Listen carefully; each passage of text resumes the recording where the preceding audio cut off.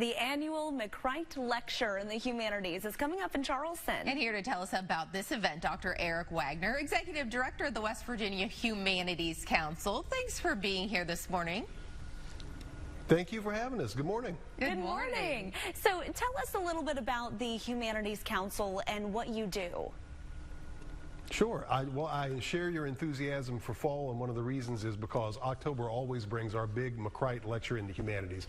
The West Virginia Humanities Council sponsors through grant making and also delivers cultural programming all around the state all year. Everything from history to literature to archaeology to religious studies, language studies, all the things that tell us who we are and talk about our human experience. And the McCreight Lecture is our big annual event. This is the event at which we bring in an internationally renowned humanist of some sort. Could be a writer, could be a filmmaker, some thinker of great renown who West Virginians can go and hear for free and interact with and talk about issues of the day. The important information this year is that the event goes up next Thursday, October 23rd. Doors open at 7. The event begins at 7:30. We are very, very glad to host Pulitzer Prize winning novelist Viet Thanh Nguyen, whose first novel, The Sympathizer, won the Pulitzer Prize and was later developed into an HBO miniseries. One of the reasons we're having him here this year is that this is the 50th anniversary of the fall of Saigon, and his first novel, The Sympathizer, follows a character from the last days of that conflict up to his relocation to the United States and everything that happens afterward. It works as a piece of literature, it works as a spy thriller, as a political thriller, raises a lot of interesting questions about how we as Americans process not only the history of the Vietnam War, but important moments in our history, and reminds us that even events that occur around the world have bearing on the day-to-day lives of ordinary Americans.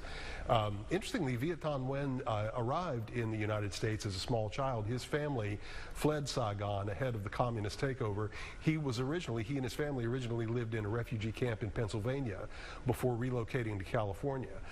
So you can see how a lot of the issues that are dealt with in the novel are issues of contemporary concern and conversation right now, and that's what the Humanities Council tries to do, is convene that conversation so that people can think in a nuanced way and in a very sort of nonpartisan way and interactive way about issues that are of current moment. And we're very excited to host Viet Thanh Nguyen next Thursday at the Capitol Theater, 7:30. Dr. Wagner, talk a little bit about how if you're able to bring someone like that to Charleston. We're known for our smaller cities, but when you can bring that kind of author in to let people hear, talk about why that's so important to you, doing what you do, but also the community. Sure. I like to say the Humanities Council, we strive to bring the world to West Virginia and West Virginia to the world. And we do the latter by preserving and sharing West Virginia's history and stories and traditions. But the McCreight Lecture is always an opportunity for us to do the other thing, which is to bring the world to West Virginia, to bring these big name thinkers and writers and humanists to the state.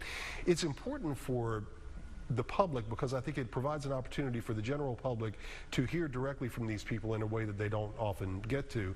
But we've heard again and again from the people we host from McCreight that it also works the other way. They are very happy to have a reason and excuse to come to West Virginia, which is a place that they may not have had the occasion to visit. Last year, Percival Everett, who won the Pulitzer Prize also for his novel James, said he was very, very grateful to be able to make the trip. We hear that again and again, is that they get to see something about West Virginia that is true and real and kind of reflective of what this place is actually about versus all of the negative stereotypes that we all know about and don't have to rehearse. They get to see what life is actually like in West Virginia, who we are as West Virginians, and it's the McCreight Lecture is a great moment of conversation and dialogue between these people and regular rank and file West Virginians. It's always a wonderful event.